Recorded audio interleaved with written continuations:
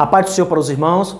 Estamos finalizando hoje o primeiro trimestre de 2020. Trimestre este no qual estamos estudando sobre a raça humana, a qual falamos sobre a origem, a queda e hoje estamos finalizando sobre a redenção. A origem no qual acreditamos no criacionismo, o qual estudamos que Deus criou o homem, criou a mulher, criou todas as coisas. Falamos também sobre a queda do homem. Após o homem pecar, ele é expulso do Éden, vindo à humanidade logo após, chegar a um nível de rejeição para com Deus tão grande, que Deus resolve destruir essa humanidade com as águas do dilúvio. Apenas Noé e a sua família, isto é, 8 pessoas, se salvaram do dilúvio. Após o dilúvio, a humanidade ainda continuando a rejeitar o seu Criador, resolve, com o que nós estudamos sobre o globalismo, projetar algo ao que Deus não faça parte desse projeto. Deus não se agradando, resolve confundir as línguas, que foi outra aula que nós tivemos também. Infelizmente, o homem chegará a um nível tão terrível do período da grande tribulação, nós estudamos na penúltima aula, do homem do pecado, que ele vai governar a humanidade, e será uma rejeição de Deus tão grande que ele vai querer ser adorado e as pessoas vão receber o sinal na testa ou na mão, enfim, as pessoas irão rejeitar a Deus de uma forma terrível e haverá dias como nunca houve e nunca haverá.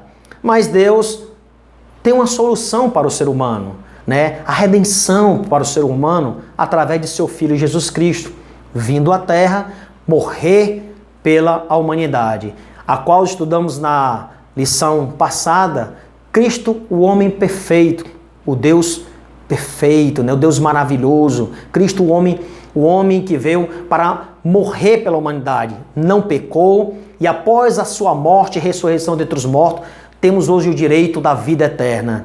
Como isso acontece?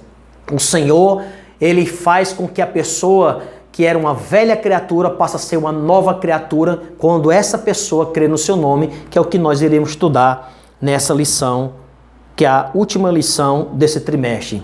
Lição 13, 29 de março de 2020. O título fala O Novo Homem em Jesus Cristo. O textuário diz assim: até que todos cheguemos à unidade da fé e ao conhecimento do Filho de Deus, a varão perfeito, à medida da estatura completa de Cristo. Efésios 4 e 13. A verdade prática diz assim: a salvação em Jesus Cristo leva-nos à perfeição espiritual, moral e ética, porque Ele, embora Deus, foi o mais perfeito e completo dos seres humanos. Louvado seja Deus. A leitura bíblica em classe se encontra em João 3, do 1 ao 16. Diz assim a palavra do Senhor: e havia entre os fariseus um homem chamado Nicodemos, príncipe dos judeus. Ele foi ter de noite com Jesus e disse-lhe: Rabi, bem sabemos que és mestre vindo de Deus, porque ninguém pode fazer estes sinais que tu fazes se Deus não for com ele. Jesus respondeu e disse-lhe: na verdade te digo que aquele que não nascer de novo não pode ver o reino de Deus. Disse-lhe Nicodemos: como pode um homem nascer sendo velho? Porventura pode tornar a entrar no ventre de sua mãe e nascer? Jesus respondeu: na verdade te digo que aquele que não nascer da água e do Espírito não pode entrar no reino de Deus. O que é nascido da carne é carne, e o que é nascido do Espírito é Espírito. Não te maravilhes de ter dito: necessário vos é nascer de novo. O vento assopra onde quer, e ouves a sua voz, mas não sabe de onde vem, nem para onde vai. Assim é todo aquele que é nascido do Espírito. Nicodemos respondeu e disse-lhe: como pode ser isso? Jesus respondeu e disse-lhe: tu és mestre de Israel e não sabes isto? Na verdade te digo, que nós dizemos o que sabemos e testificamos o que vimos, e não aceitais o nosso testemunho. Se vos falei de coisas terrestres e não crestes, como crereis se vos falar das celestiais? Ora, ninguém subiu ao céu, senão que desceu do céu o Filho do Homem que está no céu. E como Moisés levantou a serpente no deserto, assim importa que o Filho do Homem seja levantado, para que todo aquele que nele crê não pereça, mas tenha a vida eterna. Porque Deus amou o mundo de tal maneira que deu seu Filho unigênito, para que todo aquele que nele crê não pereça, mas tenha a vida eterna. O objetivo geral dessa lição de hoje, que é o novo homem em Jesus Cristo, vai ser mostrar que a salvação em Cristo implica a geração de um novo homem. Ou seja, ser salvo em Cristo é aceitar a Cristo e deixar de ser uma velha para uma nova criatura. E isso é que faz, com que faz, é o início, né, aceitar a Cristo, né, passar a ser uma nova criatura, vai fazer com que o homem chegue um dia à eternidade. E baseado a nossa lição nesses 3 tópicos: o nascimento do novo homem, a justificação do novo homem, a santificação do novo homem. Nós vamos falar sobre o seu novo nascimento, nós vamos falar sobre a sua justificação, o perdão de seus pecados e a santificação desse homem, até o dia, né, que se concluir a salvação deste homem. Tanto é que eu gostaria que você atentasse para isso, as doutrinas básicas da salvação. Existe uma sequência, né, dessas doutrinas que nós iremos estudar nesses 3 pontos. Né? A primeira coisa é a fé. Você ouviu o Evangelho, quando a pessoa escuta o Evangelho, acredita que Cristo é o Salvador, a primeira coisa que acontece na vida de uma pessoa, o primeiro processo da salvação na vida de uma pessoa, para a pessoa ser salva, é a fé. Ele tem que acreditar no que está sendo falado para ele. Então ele acredita no que está sendo falado, acredita naquilo e vê o segundo processo. Ele se arrepende dos seus pecados. Né? Então o homem tem que acreditar em Deus e se arrepender dos seus pecados, vir com o coração contrito, pedindo a Deus perdão de seus pecados. E entra aí o terceiro processo da salvação, que é a justificação. Esse daqui é o perdão de Deus, né, que Deus realiza para com o ser humano, ou seja, Deus perdoa todos os pecados. O processo da regeneração é a transformação de velha para a nova criatura. Deus, a pessoa crê, a pessoa se arrepende, Deus perdoa os pecados. Agora o Senhor, através do Espírito Santo, nós vamos estudar, ele vai transformar a pessoa de uma velha para uma nova criatura. E depois vem o 5º processo da doutrina básica da salvação, que é a santificação. Então, após a transformação, a pessoa tem que permanecer ainda o quê? Santo, separado, viver uma vida reta, até o dia do arrebatamento, que é o quê? A glorificação. Ao chegar aqui, que é o último estágio da doutrina básica da salvação, o homem não tem mais como se perder, como perder a sua salvação, tá bom? Então nós vamos ver esses 3 tópicos e esses 6 pontos que é as doutrinas básicas, os estágios da doutrina básica da salvação, e vão estar contidos desses três pontos. Um exemplo, para os irmãos terem ideia, nós vamos falar do novo nascimento, que nós vamos falar sobre fé, arrependimento e vamos falar sobre a regeneração. Tudo nesse primeiro ponto. Por quê? Porque no segundo ponto vai falar sobre a justificação, que é esse terceiro aqui. Apesar de não estar na sequência aqui, mas a sequência certa é essa daqui, a ideal, né? De uma forma didática para os irmãos entenderem. Primeiro você crê, se arrepende, Deus perdoa seus pecados, lhe transforma, vai fazer com que nós permanecemos santos, né? Nós também vamos nos esforçar até chegarmos ao dia da glorificação. Então, no primeiro item, nós vamos estudar sobre a fé, o arrependimento e o processo da regeneração. O segundo, porque ele está falando sobre a justificação, o perdão. Então, nós vamos falar sobre a justificação. E o terceiro item, que é a santificação do homem, vamos falar sobre a santificação e glorificação. Tá bom assim? Vamos lá. A introdução, ela diz dessa forma: é possível alcançar perfeição espiritual nesta vida? Do ponto de vista humano, não. Mas quando abrimos a Bíblia Sagrada, constatamos que tal perfeição não somente é possível, como também desejável e requerida de todo aquele que professa o nome de Deus. Se nos valermos de nossas forças, jamais alcançaremos, mas em Jesus Cristo, nossa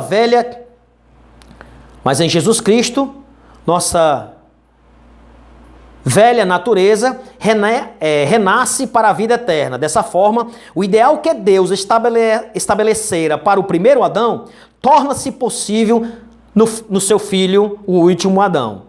Nessa última lição do trimestre estudaremos o nascimento, a justificação, a santificação e a glorificação do novo homem em Cristo. Que o Espírito Santo nos ilumine. Então, aquilo que Deus tinha projetado para Adão, o primeiro Adão, né? Porque a Bíblia chama Jesus do último Adão, o perfeito, né? Aquilo que Deus tinha projetado para o último Adão e não foi possível porque ele peca, é possível para nós, né? Através de Cristo Jesus, que nós iremos estudar.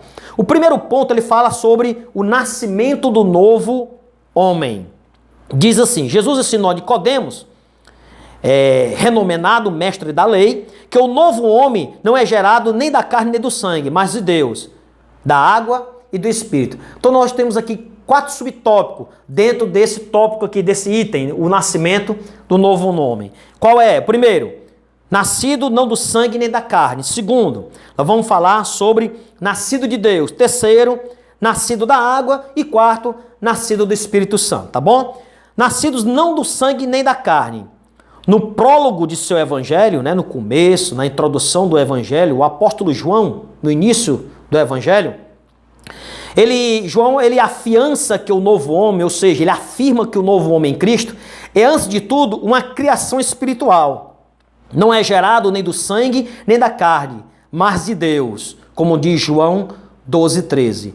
A Bíblia, ela chega a dizer isso daí, ela traz uma clareza, que não é do força humana, não é da vontade humana, essa transformação, essa deixar de ser velha para ser nova criatura, é um processo que vem do próprio Criador. O homem acredita, o homem se arrepende, mas Deus que perdoa e Deus que transforma este homem. Então é um processo que vem de Deus, não é coisa de um homem. Tanto é que em João 1, capítulo 1, 12:13 diz assim: mas a todos quanto receberam, deu-lhe o poder de serem feitos filhos de Deus, ao que crê no seu nome, aos quais não nasceram nem do sangue, nem da vontade da carne, nem da vontade do varão, mas de Deus. Então quem crê em Cristo, né, ele passa a ser uma nova criatura, e não é pela força humana, é pelo poder de Deus.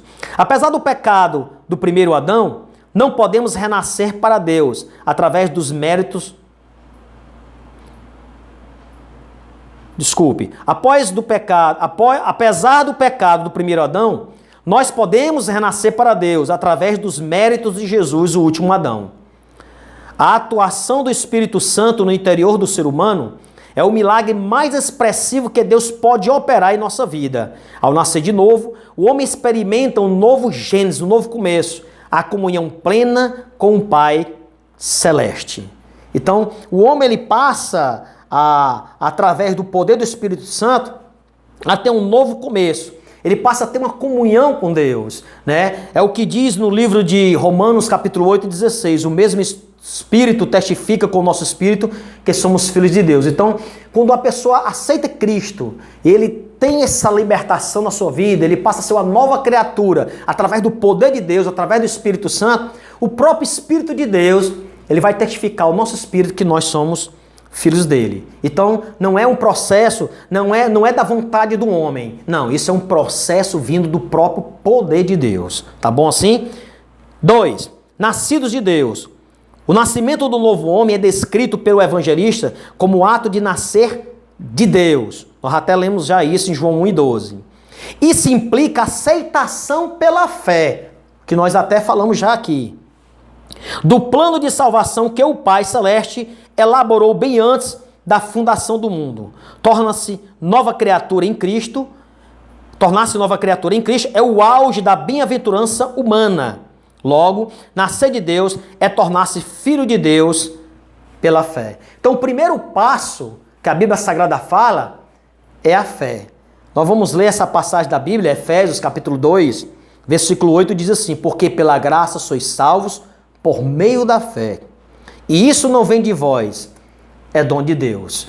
Então, o homem, ele não é salvo, né? Não é o homem, ao ter fé, o que proporciona ao homem ser salvo não é a sua fé. Não parte da fé dele, não, parte da graça de Deus. Então a salvação é dada ao homem por causa da graça, porque nós não merecemos. Agora, para nós adquirirmos essa salvação, que vem da graça de Deus, é pela graça de Deus, precisa nós utilizarmos o meio que é a fé, acreditar, né, que o que Deus fez por nós e quer que venhamos a fazer é verdadeiro, né? Acreditar no seu Filho Jesus Cristo como Salvador de nossas vidas. Tá bom assim? Louvado seja o nome do Senhor. Então, nós somos nascidos de Deus através da fé. A Bíblia diz que sem fé é impossível agradar a Deus. Nascidos da água. Tem um assunto aqui bastante interessante, eu queria falar sobre isso. Diz assim: o batismo em água só tem efeito salvador quando recebido pela fé. Se devidamente observarmos, simboliza não apenas a morte e ressurreição de Cristo, como também o renascimento espiritual daquele que o recebe como Salvador e Senhor. Desta forma, cumpre-se o que Paulo escreveu, asseverando que Jesus nos salvou mediante o lavar regenerador e renovador do Espírito Santo. Dessa experiência ressurge o novo homem em Jesus Cristo. A Bíblia diz que Jesus olha para Nicodemos e diz assim: Nicodemos, é preciso nascer da água e do Espírito. O versículo 5 diz assim: Jesus respondeu, na verdade te digo, que aquele que não nascer da água e do Espírito não pode entrar no reino de Deus. Da água e do Espírito. Que água é essa? Essa água é o símbolo da palavra do Senhor, né? Deus utiliza da sua palavra para purificar o homem, né? É o Espírito Santo que vai lavar o homem através do seu poder, claro, e ele utiliza a sua palavra para limpar o homem. Interessante que aqui fala sobre batismo, eu falo já para você que está me ouvindo, né? Então, o Espírito Santo ele vai limpar, usando como a sua palavra. Tito, né, capítulo 3 e 5, que está aqui sobre a regeneração, ou seja, essa transformação que o Espírito Santo faz, a Bíblia diz assim: não pelas obras de justiça que houvéssemos feito, mas segundo a sua misericórdia nos salvou pela lavagem da regeneração e da renovação do Espírito Santo. Então, o Espírito Santo, ele vai nos lavar, ele vai nos limpar dos nossos pecados.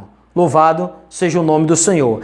Para quê? Para que possamos estar purificados. Então, Jesus falou, olha, quem não nascer da água e do Espírito não pode ver o reino de Deus. Precisa passar por essa lavagem. Para confirmar mais ainda, dar mais força à ênfase, que a palavra de Deus aqui nos limpa, Efésios 5:26 diz, para santificar, purificando-a com a lavagem da água pela palavra. Então a palavra de Deus, ela nos limpa, ela nos purifica. Então o Espírito Santo, pelo seu poder, ele vai purificar aquele que creu nele. Aquele que se arrependeu dos seus pecados. Deus o perdoa e agora ele vai regenerar o homem. Ele vai purificar o homem, ele vai transformar o homem, vai limpar este homem.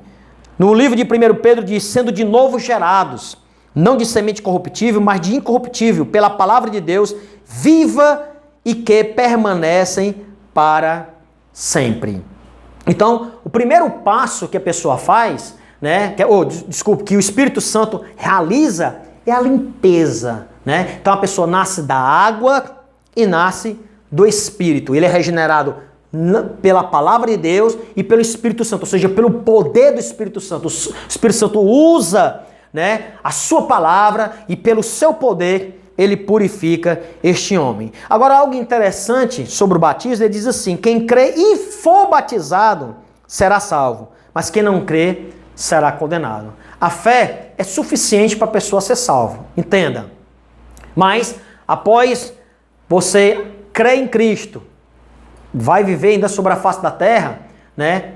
Com certeza, você vai ter que se sujeitar aos seus mandamentos, né, como prova de crer nele e de obedecer a ele. Um exemplo, o ladrão da cruz não teve essa oportunidade. Ele creu em Cristo, mas morreu crucificado ao lado do Senhor. Enquanto aqueles que acreditam em Cristo, como eu, você, têm a oportunidade de viver ainda sobre a face da terra. Então, nós temos que crer, né, mas como resultado, continuar a se submeter ao Senhor e a andar nos seus caminhos. Então ninguém é salvo pelas obras. Então eu não pratico as obras, entenda bem isso, para ser salvo. Eu as pratico porque já sou um salvo, então já sou liberto. O resultado de eu crer em Cristo e confiar nele, que ele me liberta, que ele me purifica, que ele me torna um salvo, uma pessoa separada do pecado. Então, eu não pratico obras para ser salvo. Eu pratico elas porque já sou salvo, já sou liberto, já sou transformado. Então, há pessoas que não valorizam muito o batismo nas águas. E o batismo ele é um mandamento. Então, como eu falei, você creu, está vivendo sobre a face da terra, você vai se sujeitar a Cristo. Acreditar, né, é se render e ter Cristo não só como Salvador. Por isso que tem muitas pessoas que se enganam. Tem que ter Ele como Senhor da vida. Então, se eu tenho Jesus como Senhor da minha vida, tudo que Ele me manda fazer, eu faço. Então tem pessoas que acham que acreditar a Cristo é suficiente e não precisa do batismo nas águas. Eu posso até dizer assim que é como se fosse o último estágio, né, daquilo que o Espírito Santo fez de você, através da sua palavra, da água. Ele não limpou você? Sim. Então o batismo nas águas ele tem um símbolo de morte e ressurreição em Cristo.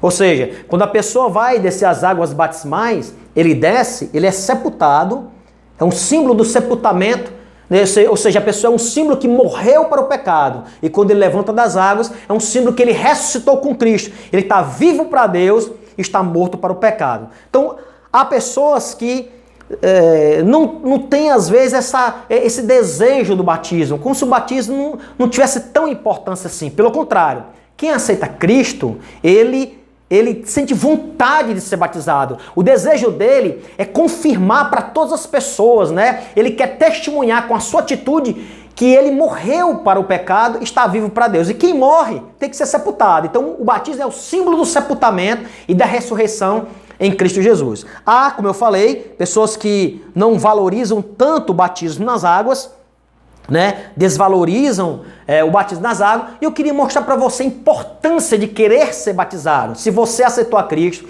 se você é uma nova criatura, se você deixou de fazer o que era errado e agora vive debaixo da vontade do Senhor, com certeza você tem que sentir esse desejo, você tem que ter o desejo de ser batizado em água. Senão tem alguma coisa errada, né? Precisamos de uma orientação sobre isso. Eu queria lhe orientar sobre isso, sobre essa palavra.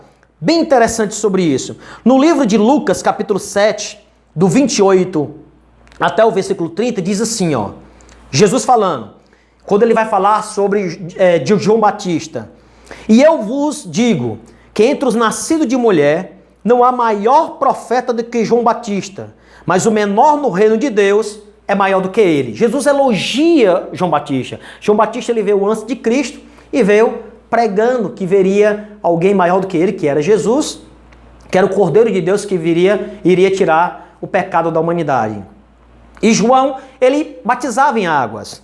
Olha o versículo 29. E todo o povo que o ouviu, e os publicanos, que eram considerados pecadores, né? Tendo sido batizados com o batismo de João, justificaram a Deus. Então eles tinham sido batizados por João Batista, e como Jesus estava apoiando ele, estava confirmando que o que João tinha feito era certo, então o que nós o que aconteceu com a gente foi verdadeiro. Então eles ficaram alegres, porque estava sendo confirmado que o que João estava realizando era algo aprovado pelo próprio Cristo, né? No versículo 30 diz assim: mas os fariseus e os doutores da lei rejeitaram o conselho de Deus contra si mesmo, não tendo sido batizado por ele. Quando João batizava nas águas, e os fariseus, né, e os doutores não queriam ser batizados, eles estavam rejeitando aquilo que vinha de Deus. João não inventou o batismo em águas. Deus manda João batizar em águas. Ora, se Deus ordena João batizar em águas, então foi algo vindo do próprio Deus, era um conselho, ou seja, era uma ordem vinda de Deus. E quando aquelas pessoas não quiseram receber o batismo, eles rejeitaram o conselho de Deus para consigo mesmo, não querendo aceitar o batismo nas águas. Então, quando alguém não aceita o batismo nas águas, é como se ele rejeitasse uma ordenança, um conselho de Deus, um mandamento de Deus. E pelo contrário, se eu creio no que João Batista falou, se eles tivessem acreditado, eles tinham aceitado. Porque o que João estava falando, batizando em águas, era mando de Deus. Olha o que é que diz no livro de João, capítulo 1 de João, versículo 1, uma prova que foi Deus que ordenou João Batista batizar em água. A Bíblia diz: e João testificou dizendo, quando ele batiza Jesus, e Jesus se levanta, sai das águas, ele vê o Espírito Santo vir sobre ele em forma corpórea de pomba. A Bíblia diz assim: e João testificou dizendo, eu vi o Espírito descer do céu como uma pomba e repousar sobre ele. 33. E eu não conhecia, mas o que me mandou batizar com água, Deus, esse me disse, sobre aquele que vires descer o Espírito e sobre ele repousar, esse é o que batiza com o Espírito Santo. E eu vi e tenho testificado que este é o Filho de Deus. João disse, olha, eu não conhecia, mas o Senhor me disse, João, Aquele que me mandou batizar em água, ou seja, o conselho que eu recebi foi de Deus. Aquele que me mandou batizar em água, aquele que tu vires descer o Espírito Santo em forma corpórea de pomba, esse é o que batiza com o Espírito Santo. Então, João recebe essa ordem divina vindo do próprio Deus. Então, é um conselho de Deus. Então, o pastor, ou quando alguém vai batizar alguém em águas, é algo vindo de Deus, ordenança de Deus. Então, o batismo, ele é um mandamento. Então, se nós aceitamos a Cristo como Salvador, nós não podemos ter Ele só como Salvador. Temos que ter Ele como um Senhor. Ele nos liberta e a partir daquele momento que nós cremos nele, nos arrependemos, Ele nos perdoou e nos transformou, a partir daquele momento ele passa a ser Senhor da nossa vida. Ele até diz, né? Quem quiser vir após mim, negue a si mesmo, toma sua cruz e siga-me. Fazer a vontade do nosso mestre, tá bom? Então, é muito importante isso. A regeneração tem que ser vinda do Espírito Santo através da lavagem, pela sua palavra e do seu poder libertador. Agora, você está liberto, você foi transformado, você é um novo convertido, o que é que você tem que fazer? Você tem que desejar o batismo em água. Você tem que publicar para as pessoas, né? Testemunhar através da sua atitude e para você mesmo, né? Que você agora é uma nova criatura. Como? Quem morre tem que ser sepultado. Então eu tenho que ser sepultado. Eu estou morto para o pecado, estou vivo para Deus, então agora eu vou ser sepultado. Vou para o batismo em águas, vou descer as águas, símbolo do sepultamento e também da ressurreição agora em Cristo Jesus. Por isso que a Bíblia diz, vivei em novidade de vida. Somos agora uma nova criatura. Tá bom assim? Tanto é que o quarto item fala o nascidos do Espírito Santo. A regeneração só é possível através da atuação do Espírito Santo na vida do pecador arrependido. Olha aí. Falamos da fé, falamos do arrependimento, estamos falando aqui da regeneração. O Espírito Santo só pode fazer isso com o pecador arrependido, que ele vai perdoar e vai transformar. Não vamos falar assim da justificação, porque vai ser o segundo ponto. Por isso que nós estamos pulando aqui um pouco para regeneração, tá certo? Então, esse pecador arrependido, ele passa pelo processo da transformação do Espírito Santo na vida dessa pessoa. O que é que o Espírito Santo faz? A Bíblia Sagrada fala que o Espírito Santo, ele entra na nossa vida e vai limpar o nosso interior e vai adornar o nosso interior, né? Então ele vai expulsar, vai tirar de nós tudo que não agradava a ele e vai reinar e vai fazer morada em nossa vida. Diz a Bíblia que nós somos templo e morada do Espírito Santo, tá bom? É ele que opera o novo nascimento. Este ato regenerador não pode ser explicado em linguagem humana. Por que não pode ser explicado? Porque é algo de Deus, não tem explicação. Tanto é que a Bíblia Sagrada fala assim, o vento assopra onde quer e ouves a sua voz, mas não sabe de onde vem nem para onde vais. Assim é todo aquele que é nascido de Deus. Então a pessoa que nasce de Deus, ele não é compreendido por quem não é espiritual. As pessoas que não têm Cristo não vão entender isso, né? Então a Bíblia diz que ele é como o vento, não sabe de onde vem nem para onde vai. Então as pessoas não conseguem entender. Tanto é que a Bíblia diz que o homem natural não consegue compreender as coisas espirituais, não consegue compreender. E esse nascimento é um processo que Deus realiza na vida do ser humano. E é um processo de Deus, não é do homem mesmo, né? É um processo que parte do nosso Deus. Tá bom assim? Então o primeiro passo, você crê, arrepende-se e Deus transforma você. Nós vamos falar agora sobre o nosso segundo ponto, a justificação do novo homem. Esse daqui, a justificação do novo homem. Ou seja, o perdão. Ele se divide em 3 subtópicos, né? A inutilidade da justiça humana, não é pela sua força, é inútil, não é pela minha força. A maravilhosa doutrina da justificação, vamos falar sobre isso. E o novo homem é justo. Ou seja, Deus torna ele justo, passa a ser justo aos seus olhos. Tá bom? O novo homem nasce através da fé em Jesus Cristo. Já falamos sobre isso. Num contexto de injustiça e pecado. Por isso, precisa de um novo status diante do tribunal de Deus. A justificação pela fé. Então, o homem precisa, né, diante de Deus, ser absorvido de seus pecados. E o primeiro ponto que fala a inutilidade da justiça humana, vai dizer aqui que não é pelas suas forças. Quantas pessoas acham que a salvação é através do que faz, do que realiza? Isso é impossível. né? Então, a salvação é acreditar naquele que tem o poder de me libertar, né?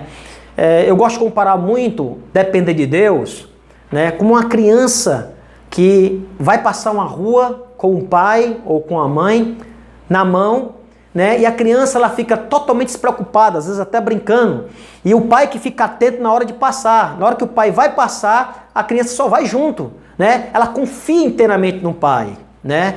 E a pessoa que acha que a sua justiça que dará a salvação é aquele que quer atravessar a rua pela sua vontade própria, né? Sem depender de alguém. A criança não. A salvação eu considero, podemos até considerar assim, né? É a dependência total de Deus, né? É a dependência total da criança para com o pai. Ela fica ali, ela sabe que na hora que o pai vai partir, né, do meio-fio para outro, ela sabe que o pai vai fazer de uma forma segura.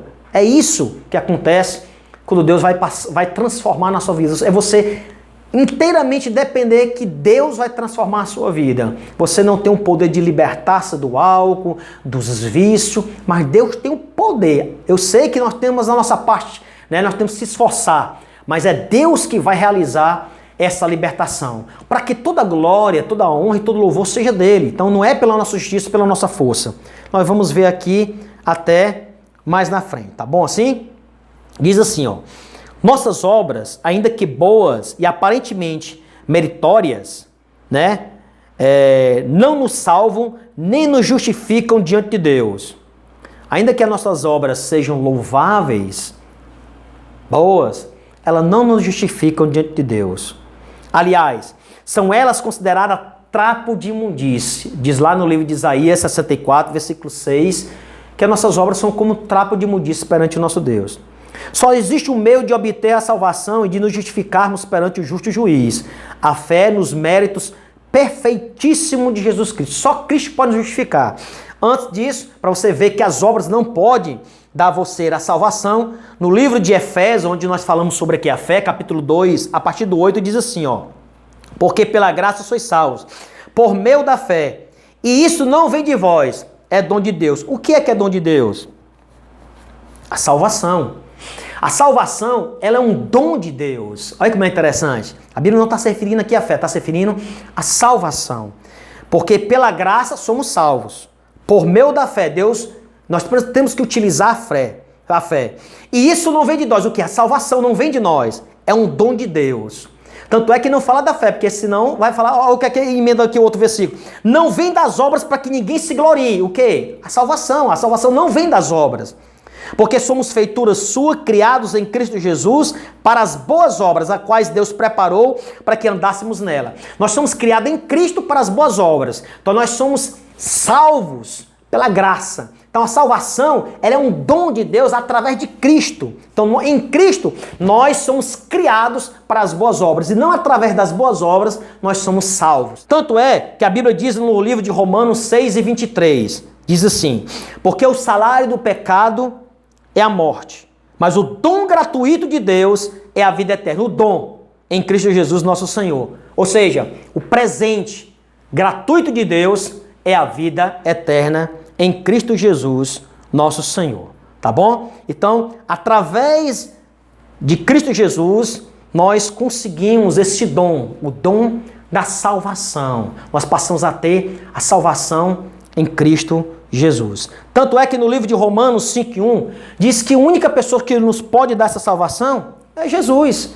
Tanto é que diz assim: sendo pois justificado pela fé, temos paz com Deus por nosso Senhor Jesus Cristo. Essa paz só é possível através de Cristo. É inútil acharmos que por nossas forças nós conseguiremos a salvação. Só Cristo nos leva, né, nos traz, nos dá a paz de Deus. Só através de Cristo. Jesus diz: sem mim vocês não podem fazer nada. Tá bom assim? A partir desse processo, o novo homem passa a ser um novo status jurídico perante Deus. Louvado seja o nome do Senhor. Diz: logo muito mais agora, sendo justificado pelo seu sangue, seremos por ele salvos da ira. O processo da justificação, do perdão de pecado, é que vai nos livrar da ira futura. Então, olha como a justificação é um processo da doutrina base da salvação. Através do perdão de Deus, nós somos livres da ira futura, da ira que há de vir, da grande tribulação, do lago de fogo, enfim, só Jesus pode nos dar a salvação, né? Nos dar a vida eterna, só Cristo Jesus. O segundo item do segundo ponto fala sobre a maravilhosa doutrina da justificação. Diz assim: ao pecador que pela fé recebe a Jesus, Deus lhe concede mais que um mero perdão e muito mais que uma anistia. Diz: concede-lhe o status de justo, pois a justiça de Cristo muda por completo a situação jurídica do réu. Este é completamente perdoado e seus pecados inteiramente apagados.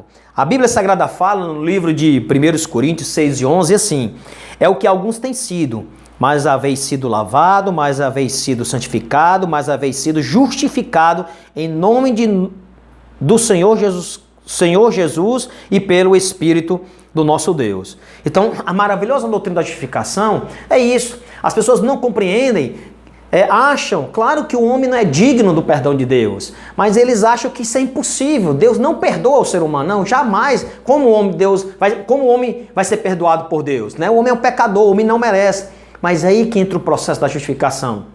É baseado no amor de Deus, na misericórdia de Deus através de Cristo Jesus. Jesus veio salvar o que se havia pedido. Então ele perdoa o homem. E a Bíblia diz assim: olha, lembra que é o que vocês têm sido. O quê? Vivido numa vida de pecado, numa vida de erro. E vocês foram o quê agora? Santificados. Foram o quê? Perdoados, libertados por Cristo Jesus e pelo poder do Espírito Santo, tá bom? Então a maravilhosa doutrina da justificação é o perdão de Deus, né? É o perdão que Deus concede ao homem através do seu Filho Jesus. O terceiro ponto, né? O terceiro item, quer dizer, do segundo ponto, ele fala: o novo homem é justo. A partir de sua conversão, o pecador passa a ser visto por Deus como se jamais tivesse cometido qualquer injustiça. De agora em diante, é um justo aos olhos de Deus. Haja vista o que houve com o ladrão que na cruz creu no sacrifício de Jesus Cristo. Então, é interessante, Deus passa a ter aquela pessoa como uma pessoa justa, né? Por causa de Cristo. O interessante é que ele é justo não porque não tenha pecado, não. Ele é justo porque foi justificado em Cristo. Nós somos justos por justificação de Cristo, né? Nós somos santos porque fomos santificados por Cristo.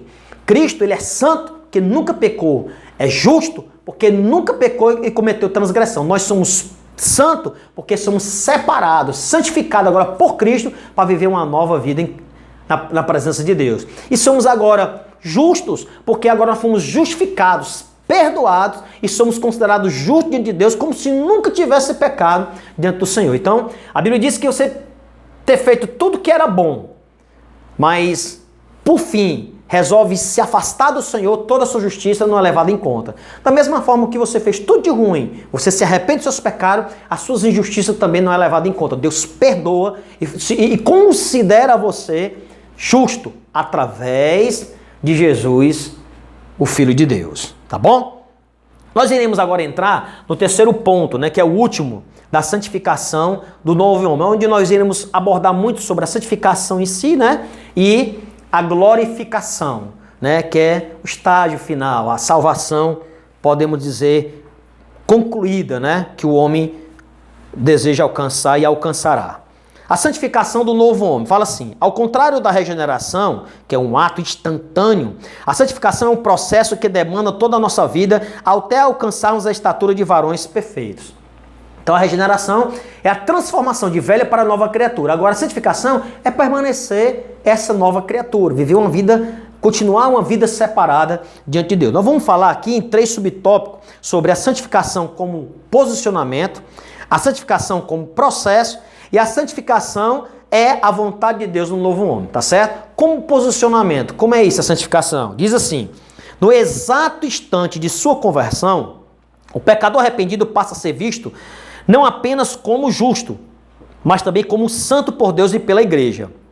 Já separado do mundo, torna-se propriedade exclusiva do Senhor, posicionalmente e santo, embora esteja ainda em processo de santificação. Então, o posicionamento que a pessoa tem diante de Deus é ser santo. Nós temos que nos posicionar como pessoas separadas. A palavra santo é santificado por Deus, agora vamos viver uma vida separada por Deus, perante Deus. Foi o que nós escolhemos ao aceitar Cristo como Senhor e Salvador. E Ele vai proporcionar isso às nossas vidas. O Espírito Santo vai nos santificar. Nós vamos nos submeter à sua vontade, rejeitar o pecado, e o Espírito Santo vai nos santificando pelo seu poder e pela sua graça. Tá certo? Ao fazermos isso, Deus nos considera propriedade sua, né? Particular seu, povo santo, adquirido, né? Através de Cristo Jesus. A Bíblia Sagrada fala, no livro de Êxodo, capítulo 19, versículo 5, diz assim: agora, pois que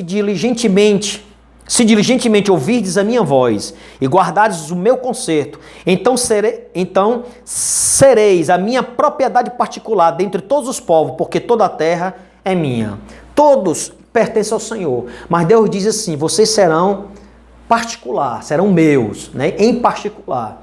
Por isso que a Bíblia diz que os filhos de Deus são todos aqueles que o recebem, né? Deus lhe dá o direito de serem chamados filhos de Deus. Então é muito importante isso. O nosso posicionamento diante de Deus, né, diante das pessoas, é santidade, santificação, ou seja, separados do mundo, separados do pecado. Tanto é que a Bíblia diz que vereis outra vez a diferença de quem serve a Deus e de quem não serve, né? Do justo e do ímpio. Então há uma diferença daquele que serve a Deus e daquele que não serve. O segundo item fala sobre a santificação como um processo. Então primeiro eu me posiciono. E como é esse processo? Eu fui liberto. Aí é que tá. É a vigilância. É você viver uma vida separada até o arrebatamento do Senhor. Ou passarmos dessa vida para outra, né? O Senhor queira nos ceifar e deixarmos de viver sobre a face da terra. O novo homem em Cristo, ainda que seja visto como santo, e realmente o é, terá de submeter-se a um longo e disciplinado processo de santificação, até que venha a alcançar a estatura de filho de Deus. Tanto é que essa passagem aqui vai falar sobre varão perfeito. Eu queria que você guardasse isso no seu coração. Essa palavra varão perfeito não é na eternidade, não. É aqui. Eu vou ler essa passagem da Bíblia Sagrada, mas antes de ler, Provérbios 4,18 diz assim, a revista tem essa passagem, tem essa referência. Mas a vereda do justo é como a luz da aurora, que vai brilhando mais e mais até ser dia perfeito. Então, o justo é comparado ao amanhecer no Oriente, o sol aparecendo, está escuro ainda, está claro, até o dia aparecer por completo, a noite sair e ficar a claridade do dia total. Então, é isso que a Bíblia fala. O justo ele vai brilhando mais e mais até ser dia perfeito, até o dia aparecer definitivamente para todos, né? Então, é isso, chegar à maturidade. Olha o que aqui diz no livro de Efésios 4, 13 e 14, diz assim, ó: até que todos cheguemos à unidade da fé e ao conhecimento do Filho de Deus, a varão perfeito, à medida da estatura completa de Cristo. Olha o que ele diz. Agora olha o 14. Para que não sejamos mais meninos inconstantes, levados em roda por todo o vento de doutrina, pelo engano dos homens que com astúcias enganam fraudulentamente. Nós temos que chegar a essa estatura para não ser mais enganado.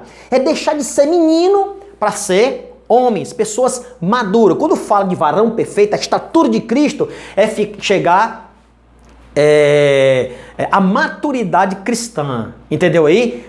Sair do leite, a criança não pode comer uma comida sólida, recém-nascida, senão morre, mas tem que sair, você tem que crescer, você não pode ficar criança eternamente, né? Então você tem que crescer e chegar à estatura completa, ou seja, chegar à maturidade, para você entender, saber discernir o que é certo, o que é errado, como a Bíblia diz, para qualquer vento de doutrina não lhe enganar. Isso é chamado a maturidade cristã. Baseado nisso, em 1 Pedro 2,2 diz assim: desejai afetuosamente como meninos novamente nascidos o leite racional, não falsificado, para que por ele vá crescendo. Toda pessoa que aceita Jesus, ele é alimentado com leite. O que é o leite? É as doutrinas básicas para você ser salvo. É aquilo que você precisa para ser salvo. É o que nós estamos estudando hoje. Pastor, mas eu tenho tantos anos de fé. Você pode ser até ter uma maturidade já cristã, mas isso não vai empatar de você tomar leite ainda. Mas quem vive do leite, principalmente o materno, é o recém-nascido. Então, entenda o que eu vou falar. A pessoa, quando aceita Cristo, ele vai aprender sobre a doutrina base da salvação. É isso aqui. Fé, arrependimento, justificação, regeneração, santificação e a glorificação. E coisas como batismo em água. Então ele vai aprender, as suas mentes serão abertas para aquilo que ele não compreendia. E o Senhor vai o alimentando e vai o fortalecendo. Agora, ele não pode ficar só nisso. Ele tem que compreender mais. Ele tem que entender mais. Ele precisa abrir suas mentes mais para o que Deus quer dele. Ele tem que ter uma experiência direta com o Senhor.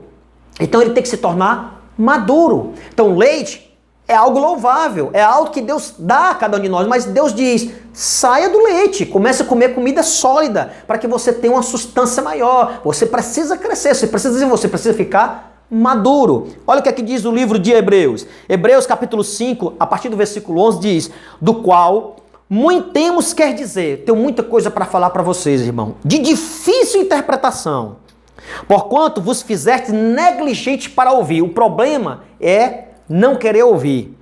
Porque devendo já ser mestre pelo tempo, ainda necessitais de que se vos torne a ensinar quais sejam os primeiros rudimentos das palavras de Deus, que é as doutrinas da base da salvação. E vos haveis feito tais que necessitais de leite e não de alimento sólido. Porque qualquer que ainda se alimenta de leite não está experimentado na palavra da justiça, porque é menino. Mas o mantimento sólido é para os perfeitos, os quais em razão do costume têm os sentidos exercitados para discernir tanto o bem como o mal. Então, as pessoas não crescem, o problema é porque são negligentes no ouvir. Olha a importância da escola dominical, olha a importância de estar na doutrina, de ler a Bíblia, de procurar aprender. Porque é a palavra que vai nos tornar maduro, ela vai nos limpar, ela vai nos fortificar, ela vai nos fortalecer, ela vai abrir as nossas mentes. Nós vamos sair do estágio de leite racional e vamos começar a comer comida sólida. E Paulo não, ninguém sabe quem é o escritor, né? No livro de Hebreus diz que o problema de tudo isso é porque as pessoas eram negligentes no ouvir. Então, atente para ouvir a palavra, é ela que vai lhe amadurecer. Nós precisamos aprender a palavra de Deus porque é ela que vai nos amadurecer, vai nos tornar pessoas maduras, pessoas da estatura de Cristo, né? Ou seja, teremos um entendimento, uma visão mais ampla daquilo que Deus quer para conosco e para com as pessoas que andam ao nosso redor. E a pessoa pode dizer, então eu não vou nunca mais participar do leite racional, só dos alimentos sólidos. Não, olha hoje, estamos ensinando sobre esse leite, nós estamos aprendendo. O versículo 3 do próximo capítulo, que emendando aí, né, o capítulo 6 de Hebreus, no versículo 3 diz assim, ó, que ele fala antes assim, não vamos de novo lançar mão, né, do leite racional, daquilo dos rudimentos, daquilo que aprendemos no início. Vamos partir para as coisas sólidas, procuremos amadurecer. Aí o versículo 3 diz, nós poderíamos até fazer isso, se Deus permitir. Então, não nos empata de nós voltarmos a aprender, de nós voltarmos a ouvir sobre os rudimentos da doutrina, da palavra do Senhor, porque ela é leite, ela serve sim como alimentação, mas há uma necessidade de cada dia mais nós aprendermos mais. Então é importante nós participarmos do leite, mas também é importante nós participar da comida sólida para que venhamos a crescer. E a alimentação, tanto de leite como comida sólida, é a palavra. Aonde que eu vejo isso? Aonde que eu escuto isso? Na escola dominical, na doutrina, em casa, lendo a Bíblia. É a palavra que vai nos amadurecer, vai nos tornar pessoas maduras diante do nosso Deus. Tá bom? Continuando, a revista, ela diz assim, ó, na santificação do novo homem, a palavra de Deus é imprescindível. Acabei de falar. Sem ser a palavra, você não vai sair de criança. Tem um coqueiro chamado coqueiro baié, né? Acho que é baié o nome. Coqueirozinho pequenininho que não cresce. Né? Então, há pessoas que são eternamente pequenas. Então, Deus quer que venhamos a crescer. Né? A Bíblia Sagrada diz que conheçamos e prossigamos em conhecer ao Senhor. O conhecer a Deus, como? Através da sua carta, que é a Bíblia Sagrada. Então, nós, sendo um bom ouvinte, seremos também um bom falante, né? Então, escola dominical, doutrina, lendo a Bíblia Sagrada, Deus vai nos fazer crescer. Como? Conhecendo a Ele. A sua palavra vai nos tornar pessoas maduras diante dEle. Tá certo assim? Continuando. Pois nos conduz ao ideal cristão, que é a palavra de Deus. Perfeição e santidade, para que em tudo sejamos imagem e semelhança de Deus. Tá certo? Então, as pessoas acham que, eu gosto sempre de falar isso, a vida eterna não é ausência, faz parte, não é ausência na sua essência, da dor, do sofrimento, não, você nunca mais sentirá dor na vida eterna, e é verdade, faz parte. Mas você sabe o que é a verdadeira vida eterna? João 17, versículo 3. Jesus falou, Senhor, a vida eterna é esta, para que conheçam a Ti só, como único Deus verdadeiro, e a Jesus Cristo, a quem Tu enviaste. Vida eterna é conhecer a Deus e conhecer a Cristo. Isso é vida eterna. É você ter a comunhão com o Criador. Deus quer que você conheça Ele, né? Através da sua palavra, que vai fazer isso na sua e na minha vida, santificando e purificando as nossas vidas, tá certo? O terceiro item diz assim, a santificação é a vontade de Deus no novo homem. O novo homem é impossível sem o processo da santificação, né? Quanto mais nos santificamos, mais parecido nos tornamos com o Senhor Jesus. Somos seus imitadores. Paulo até diz, sede meus imitadores como eu sou de Cristo. Logo, devemos ver a santificação como a vontade suprema de Deus para a nossa vida. Você sabia disso? Louvado seja Deus. A santificação tem que ser como algo maravilhoso, porque Deus tem isso como algo supremo. Deus quer isso que viemos a realizar. Né? Deus quer que venhamos a ter isso, porque essa é a vontade de Deus, a vossa santificação, diz lá 1 Tessalonicenses 4 e 3. E no 5 e 23 de Tessalonicenses diz assim, e o mesmo Deus de paz vos santifique em tudo, e todo o vosso espírito e alma e corpo sejam plenamente conservados, irrepreensíveis, para a vinda de nosso Senhor Jesus Cristo. Deus quer uma vida santa, santificada, como? No espírito, na alma e no corpo, tá certo? Ou seja, no nosso intelecto, quer que tenhamos uma vida santa, o nosso interior e o nosso exterior, uma vida que possa glorificar e exaltar o Senhor. O Senhor está vindo e nós precisamos viver essa vida, ter uma vida santificada diante do nosso Deus. Mas se pecarmos, o sangue de Jesus nos purifica de toda a injustiça e impureza. Eu até falei isso, né, já sobre isso já, e é muito importante isso. O pecado do justo, né, para com o ímpio é diferente. Como assim, pastor? Porque o justo não peca proposital, né? Ele não faz isso de propósito, não é deliberado. Não, o ímpio não, para ele tanto faz, ele não teme a Deus. Então quando a Bíblia diz que aquele que peca é filho do diabo, aquele que peca voluntariamente, é o pecado voluntário. É o que o ímpio faz. O justo, ele peca porque é um pecador. Senhor, Davi chega até fazer uma oração a dizer assim, Senhor, expurga-me dos pecados que me são ocultos. Ou seja, algo que fiz, que eu não me lembro, me perdoa, Senhor. Ou seja, nós estamos pecando, às vezes nem nos apercebemos que erramos, por palavras, por atitude, mas não é proposital, você não faz voluntariamente, você faz infelizmente porque somos pecadores. Mas aí é que está.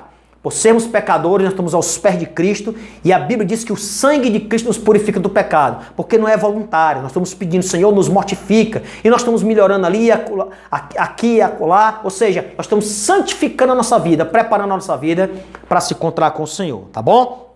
Aí diz que a igreja de Cristo volte a pregar com mais instância e urgência a doutrina da santificação.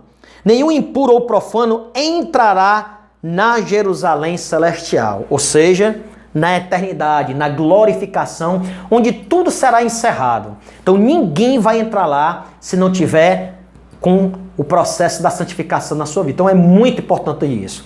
Para nós encerrarmos, eu queria ler capítulo 8 de Romanos, versículo 17, que fala sobre a glorificação. A Bíblia diz, e se nós somos filhos, somos logo herdeiros, também herdeiros de Deus e co-herdeiros de Cristo, se é certo que com Ele padecemos, para que também com Ele sejamos glorificados. Se sofremos aqui, no sentido, né, de suportarmos o que vem ao nosso encontro por amor a Cristo, então esse sofrimento de negarmos o pecado, se formos fiel aqui, viver uma vida santa, se sofrermos com Ele aqui, com certeza também iremos participar da sua glorificação.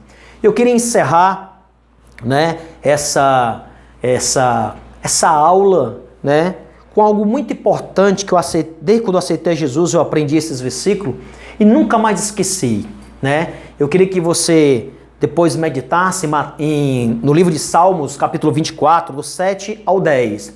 O versículo 7 e o versículo 8, esses dois versículos já se cumpriram. Quando?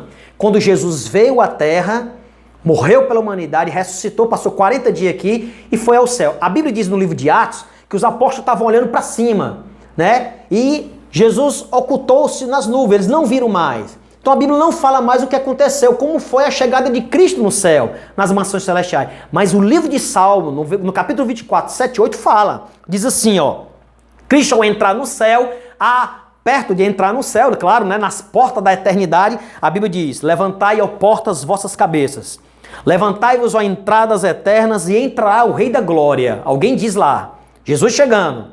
E alguém pergunta, quem é este Rei da Glória?